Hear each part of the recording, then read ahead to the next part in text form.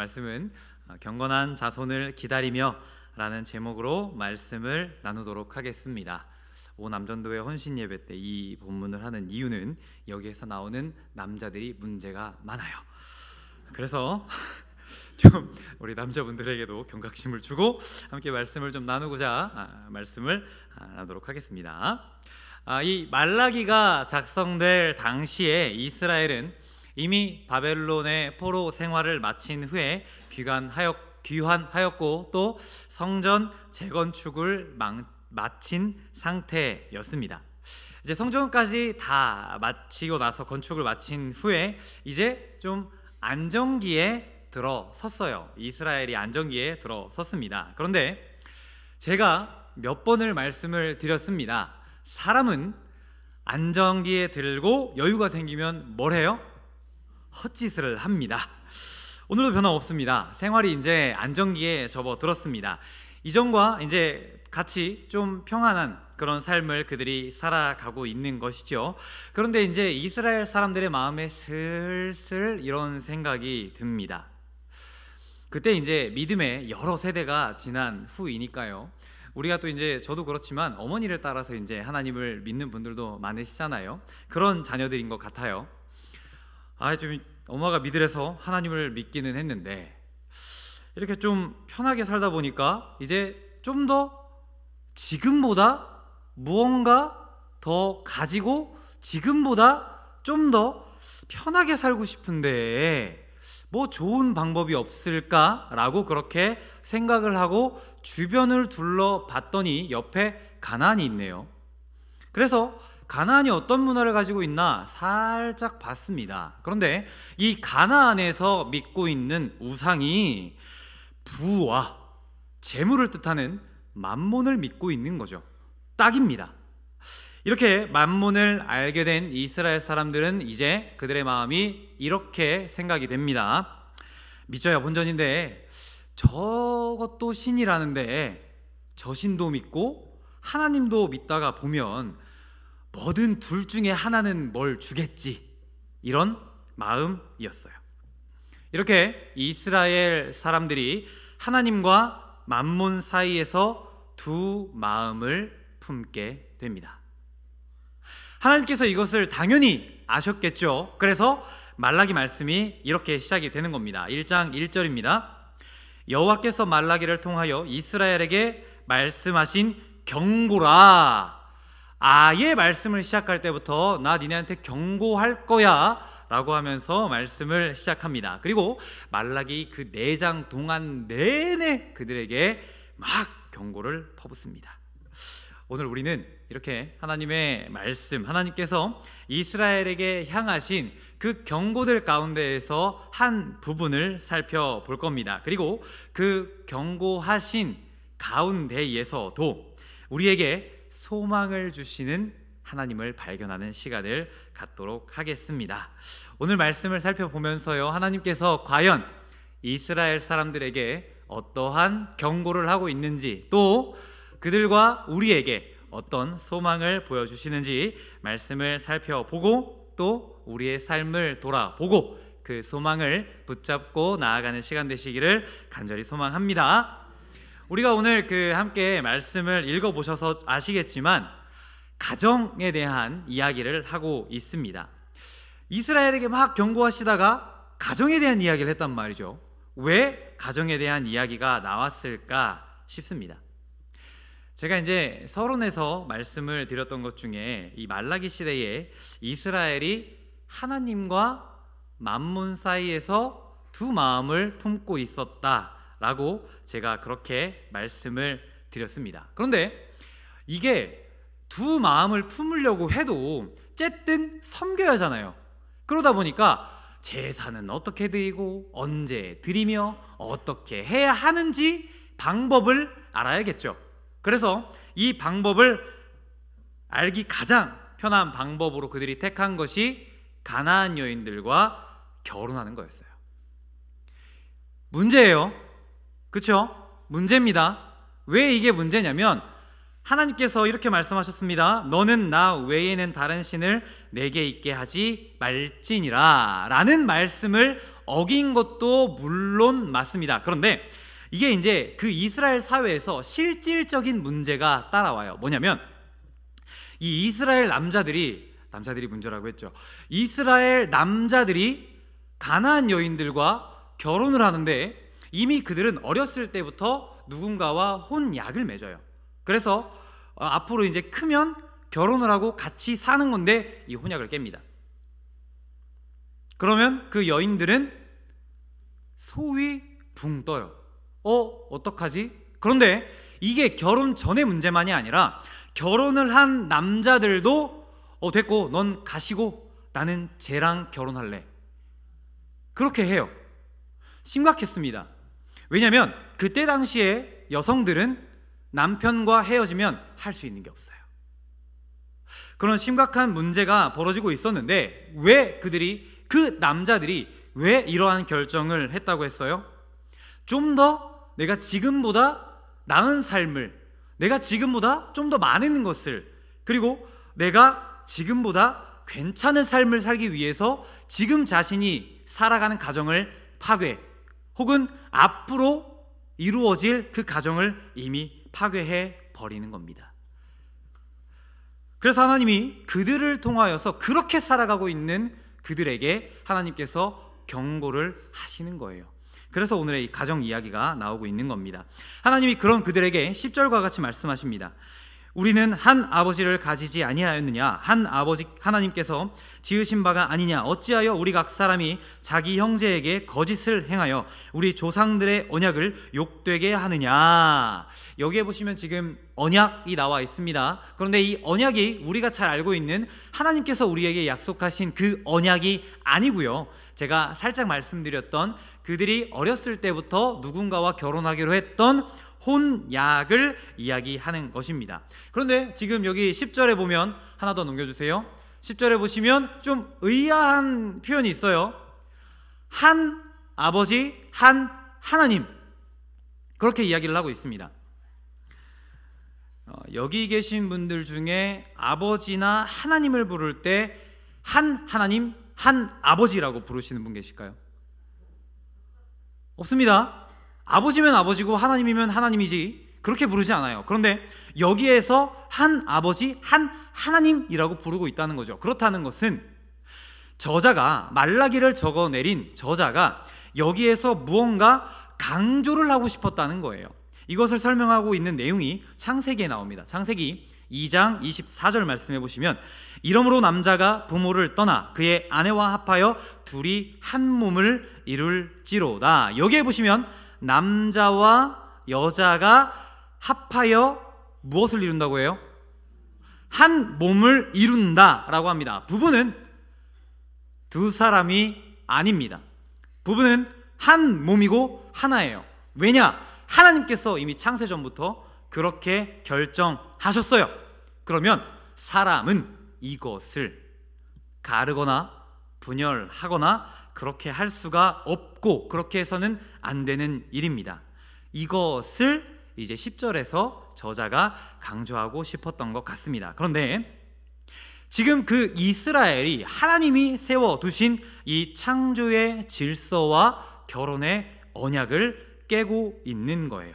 그리고 11절을 좀 계속해서 보시면, 유다는 거짓을 행하였고 이스라엘과 예루살렘 중에서는 가증한 일을 행하였으며 합니다. 여기에 보시면 가증한 일이라고 되어 있습니다. 그런데 이제 이 가증한 일을 우리가 원어로 살펴보면 뭐라고 할 수 있냐면 더럽히다, 욕보이다 라는 뜻을 가지고 있어요. 그러면 그 이스라엘 사람들이 뭘 더럽히고 뭘 욕보였다는 걸까요? 11절을 조금 더 보시면요, 유다는 여호와께서 사랑하시는 그 성결을 욕되게 하여 이방신의 딸과 결혼하였으니, 여기 보면 성결이라고 되어 있는데, 이 성결이라는 단어를 우리가 성경책에서 보시는 성경책에서 앞에 조그만하게 일 이렇게 되어 있어요. 풋노트라고 하는데요, 거기에 보시면 성소라고 이야기를 합니다. 그러니까요, 이 말씀에서 하고 있는 이야기는 뭐냐면, 그리고 무엇을 더럽히고 욕보였냐면요, 이스라엘 사람들이 이방 여인을 자신의 침소로 들임으로 인해서 하나님의 성소를 욕되게 한 것이고, 하나님을 욕보였다라고 우리가 알 수 있는 겁니다. 그런데 이제 10절에서도 보고 지금 계속해서 우리가 이야기를 하고 있는 게 결혼에 대해서 뭐라고 하냐면 언약이라고 그렇게 이야기를 하고 있습니다. 왜 그렇게 이야기를 하냐면요, 우리가 이제 결혼을 할 때 보면 결혼식장 혹은 저희가 교회에서 또 결혼을 하게 되면 단둘이 하지 않죠. 많은 하객분들이 오십니다. 그렇죠? 그리고 그렇게 많은 분들이 계신 그 안에서 혼인 서약을 합니다. 그렇다는 것은 이 부부가 많은 사람들과 하나님을 증인으로 세워서 평생의 그들의 약속을 선언하고 부부 간에 계약을 하는 거예요. 우리는 앞으로 평생 둘이서 알콩달콩 살겠습니다. 그런데 이스라엘이 지금 하나님이 증인으로 계신 그 언약을 자신의 의지로 깨버리고 있다라는 겁니다. 이렇게 결혼하는 것을 하나님께서 맺어주신 그 결혼을 깨는 것이 조금 더 황당한 이유가 뭐냐면요, 이 남자들이 계속해서 결혼을 깰 때 이스라엘의 상황을 제가 아까 잠깐 말씀을 드렸어요. 지금 이스라엘은 포로기 때처럼 막 어려운 상황이 아닙니다. 이미 돌아왔고 자신들이 그렇게 소망하던 성전도 세웠고 그 안에서 잘 살아가고 있는 거예요. 만몬이라는 우상을 섬기지 않으면 그들이 죽을 위기에 처하거나 이방 여인과 결혼하지 않으면 그들이 목숨이 위협받는 그런 위태로운 상황이 아니라는 거예요. 그런데도 불구하고 그들은 거기에서 만족하지 않았습니다. 다르게 말하면 그들은 하나님만으로 만족하지 못한 삶을 살아가고 있었다라는 거예요. 하나님께서 그들에게 평안을 허락하여 주셨고 하나님께서 그들을 인도하여 주셨고 하나님께서 그들을 자신의 안에 넣어 두셨는데도 불구하고 그들이 계속해서 바라고 원했던 건 좀 더 얻자, 좀 더 모으자, 좀 더 나은 삶을 살아가자라는 마음으로 계속해서 하나님 안에서 가증한 일을 행하고 하나님의 성소를 더럽혔다라는 것입니다. 이해가 되세요? 그냥 있어도 편안합니다. 평안합니다. 감사한 삶을 살아갈 수가 있어요. 그런데 하나님이 이미 평안을 허락하셨는데 아니래요. 좀 더 손에 넣고 싶대요. 좀 더 갖고 싶대요. 그래야 내가 더 편할 것 같대요. 지금의 내 아내는 싫대요. 저 가나안 여인이 더 예쁘고 좋대요. 그런데 그게 그들만의 것이 아니죠. 이미 드라마를 안 본 지는 좀 오래되긴 했지만 드라마나 아니요, 이 드라마도 현실을 기반으로 하죠. 더러워요. 관계들이. 그렇죠? 그리고 막 뉴스에 등장하는 이런 이야기들을 보면 참 안타까운 일들이 너무나도 많습니다. 말라기 때와 지금 우리가 보고 있는 이 말라기 때와 형태는 조금 다르지만 계속해서 이 세상 가운데에서 가증한 일들이 넘쳐나고 있다라는 거예요. 그런데 우리가 여기에서 알아야 하는 것은 뭐냐면 이러한 가증한 일들, 이러한 나쁜 일들, 하나님 안에서 불편한 일들이 하나님을 믿지 않는 사람들만 이런 일을 벌이고 있다는 게 아니라 하나님을 믿는 사람들도 그러한 가증한 일들을 계속해서 하고 있다라는 거예요. 하나님을 믿고 있는 사람들도 계속해서 말라기의 이스라엘처럼 유혹에 계속해서 넘어지고 있다라는 겁니다. 그러면 우리는 이러한 세상에서 어떻게 살아가야 할까요? 나는 경건해, 나는 깨끗해, 나는 괜찮아. 계속해서 스스로 다짐하고 그렇게 살기 위해서 노력하면 될까요? 틀린 건 아닌데요. 조금 더 가고 싶은 거예요. 조금 더 가보죠. 이렇게 생각하는 거예요. 내가 나에게 보증을 두는 게 아니라요, 나는 스스로 혼자 있으면 이 세상에 휩쓸려 갈 것 같고, 이렇게 내가 휩쓸려 갈 수도 있으니 하나님이 주신 말씀에 빗대어서 계속해서 늘 나를 경계하며 살아가는 겁니다. 유혹을 이겨낼 수 있을까요? 우리 스스로? 그렇게 우리가 장담하는 삶을 살아갈 수 있으십니까? 말씀 보고 기도하고 찬양하고 예배하고 그렇게 살아가면 괜찮을까요? 이스라엘 사람들은 그렇게 안 살았을까요? 그렇게 살지 마시라는 얘기가 아니라는 거 아시죠? 그것들을 하시면서 우리가 해야 하는 것은 하나님 안에서 그러한 예배, 말씀 안에서 하나님 안에 평안을 누리며 살아가지만, 그 평안 안에서 너무 이렇게 등 딱 붙이고 아유 편하다 이렇게 살아가는 게 아니라 등을 좀 떼고요. 등을 좀 떼고 하나님 안에서 우리가 계속해서 어느 정도의 긴장감을 가지고 그렇게 하면서 살아가야 한다는 것입니다. 하나님 안에 진정한 평화를 누리시며 동시에 하나님 안에서 나를 돌아보며 스스로 경계하며 살아가는 저와 여러분이 되시기를 간절히 소망합니다. 그래서 우리에게 분명히 올 그 유혹을 잘 흘려보내시는 저와 한 분 한 분 되시기를 간절히 소망합니다. 계속해서 13절입니다. 너희가 이런 일도 행하나니 곧 눈물과 울음과 탄식으로 여호와의 제단을 가리게 하는도다. 여호와의 제단을 가리게 하는도다 라고 나와 있습니다.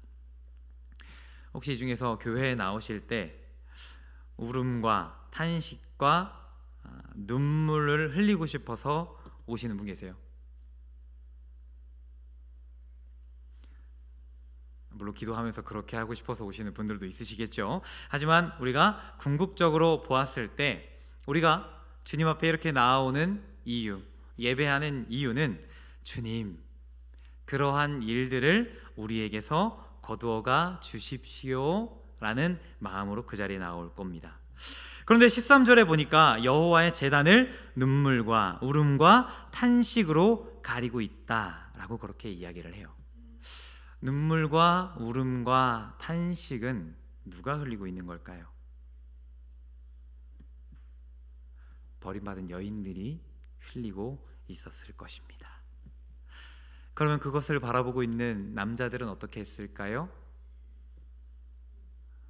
챙겨주고 자신들이 데려가려고 했을까요? 모르는 척 했습니다. 그 모든 사람들이 그들을 모른 척하고 있을 때 하나님이 말씀하세요. 내가 그들의 눈물을 기억한다. 참 감사한 일이죠. 그런데 하나님이 이렇게 말씀하셨음에도 불구하고 이스라엘의 반응은 이렇습니다. 14절입니다. 너희는 이르기를 어찌 됨이니까, 하나님 어찌 됨이니까 왜 우리한테 이런 경고를 하고 계십니까? 그들에게 책망하시는 하나님에게 그들이 이렇게 되묻는 거예요. 너무 안타깝죠. 너무 암담합니다. 지금 그들은 자신들이 얼마나 심각한 죄를 저지르고 있는지, 자신들이 어떤 잘못을 짓고 살아가고 있는지 자체를 모르고 있는 거예요. 그래서 우리에게 필요한 게 아까 말씀드렸듯이 계속돼서 우리의 영적으로 우리가 예민하고 민감하게 우리의 상태를 계속해서 체크해 봐야 한다는 것입니다. 그렇게 하지 않으면 우리도 지금 아무것도 모르고 하나님에게 질문하고 있는 그 사람들처럼 우리도 그렇게 바보처럼 하나님에게 왜 우리에게 이렇게 힘든 일을 주십니까? 하나님, 난 어떻게 살아야 돼요? 하나님, 이라면서 하나님에게 되묻는다는 거예요. 그런데 하나님께서는 이렇게 미련한 우리들에게 소망의 말씀을 주십니다. 15절입니다. 이 말씀은 함께 읽을까요? 시작. 그에게는 영이 충만하였으나 오직 하나를 만들지 아니하셨느냐? 어찌하여 하나만 만드셨느냐? 이는 경건한 자손을 얻고자 하심이라. 그러므로 내 심령을 삼가 지켜 어려서 맞이한 아내에게 거짓을 행하지 말지니라. 계속 띄워주세요. 조금 어려운 내용입니다. 좀 쉽게 말씀을 드리면요, 오직 하나는 아담과 하와를 이야기하는 것입니다. 그런데 지금 보니까 하나님께서 오직 하나를 만들었다라고 이야기를 해요. 하나님께서 능력이 없으셨을까요? 둘 이상을 만드실? 보니까 영이 충만하신 분이에요. 충분히 그렇게 하시고도 남으시는 분입니다. 그런데도 불구하고 딱 아담과 하와 둘만 만드셨습니다. 왜 딱 하나만 만들었나 해서 뒤를 봤더니 이는 하나님께서 이는 경건한 자손을 얻고자 하심이라. 경건한 자손인 예수님을 얻고자 계획하실 때부터 하나님께서는 애초에 한 사람 아담과 하와만 만드실 작정이었고, 애초에 한 민족인 이스라엘을 통하여서만 예수 그리스도를 얻고자 하셨던 것입니다. 하나님께서 당신의 계획을 이루어 가실 때 어떤 여러 많은 사람들 중에서 뽑기 위해 흩어놓고 고르신 게 아니에요. 많은 민족들 중에서 누가 잘하나 보자 해서 선택하여 고른 게 아니라는 거예요. 하나님의 계획 안에는 온전히 하나로 시작했고 온전히 하나로 끝날 하나님의 계획이 그 안에 있었다라는 것입니다. 그래서 하나님께서는 그 계획대로 경건의 자손이신 예수님을 보내주시었고, 예수님께서 하나님의 말씀대로 오시고 우리의 죄를 담당하셔서 십자가의 사건을 몸소 행하셨습니다. 이스라엘 자손들에게 그렇게 우리를 구원할 예수 그리스도의 소망의 말씀을 그들에게 던져주고 계신 거예요. 그렇게 경고를 함에도 불구하고 하나님께서는 그들에게 또 소망의 말씀을 던져주고 계십니다. 그러면 이스라엘에게 주신 그 소망의 말씀을 우리는 어떻게 적용을 하며 살아가야 할까요? 우리도 하나님의 말씀을 따라서 예수님을 기다립니다. 그렇죠?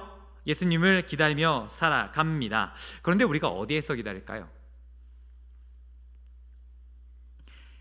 예수 그리스도 안에서 예수님이 하나로 만들어주신 한 형제 자매와 함께 그 안에서 한 몸이 되어서 우리도 기다리고 있다는 거예요. 예수님 덕분에 온 인류가 하나가 될 수 있는 기회를 갖게 된 것입니다. 그렇기 때문에 우리도 우리 안에서, 주님 안에서 하나가 되어서 우리의 소망이신 예수 그리스도를 바라보며 살아갈 수 있게 된 것입니다. 하나님께서 보여주신 이 소망을 붙잡고 살아가는 한 분 한 분 되시기를 간절히 소망합니다. 우리를 무너뜨리려는 그 유혹보다 그것을 넘어선 경건의 자손이신 예수 그리스도라는 소망을 품고 그분을 기다리며 살아가는 저와 한 분 한 분 되시기를 간절히 소망합니다. 말씀을 정리하겠습니다. 하나님께서는 우리를 책망하시는 이유가 뭐예요? 주님 안에서 평안한 삶을 허락하셨음에도 불구하고 자꾸만 다른 것들을 찾고 있는 우리를 하나님은 책망하십니다. 우리는 그 유혹에 넘어질 수밖에 없는 존재들이지만 주님께서는 우리에게 소망을 주셨고 예수 그리스도를 붙잡고 살아감으로 그러한 유혹들을 이겨낼 수 있도록 해주셨다는 거예요. 그래서 우리가 이 땅의 삶을 살아가실 때 주님이라는 그 소망을 언제까지나 붙잡고 살아가는 저와 한 분 한 분 되시기를 간절히 소망합니다. 기도하겠습니다.